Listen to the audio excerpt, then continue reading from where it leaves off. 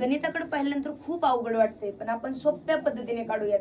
काय काय विचारले त्यांनी आपल्याला? रेखांकित भागाचे क्षेत्रफळ. मग ते काढण्यासाठी आपल्याला काय करावं लागेल? ह्या चौरसाचं क्षेत्रफळ वजा वर्तुळाचे क्षेत्रफळ करावे लागेल.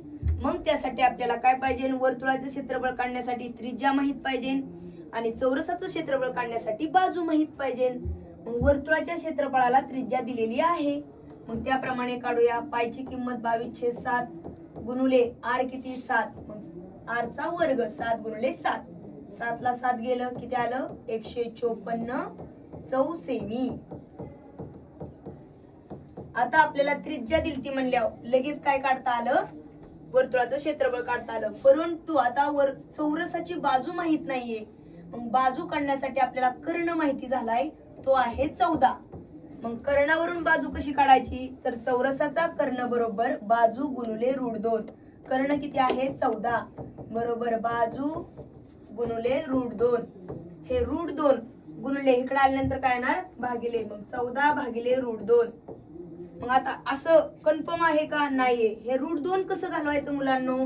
तर खूप सोपी ट्रिक आहे. √2 घालवण्यासाठी समीशन असतं. 14 भागिले √2 त्याला गुणुले √2/√2 ने गुणावं लागतं. मग √2 गुणुले √2 रूट मध्ये 4 म्हणजे काय येतं? 2. मग बे कबे बे साठी 14. आपली बाजू आली 7√2. मग बाजू किती आली? 7√2. मग 7√2 चा काय करायचा? आपल्याला वर्ग करायचा आहे.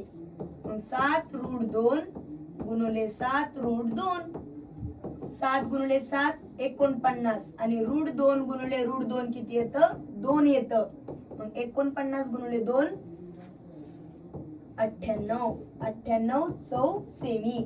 मग आपल्याला वर्तुळाचे क्षेत्रफळ कळालं, चौरसाचं क्षेत्रफळ कळालं.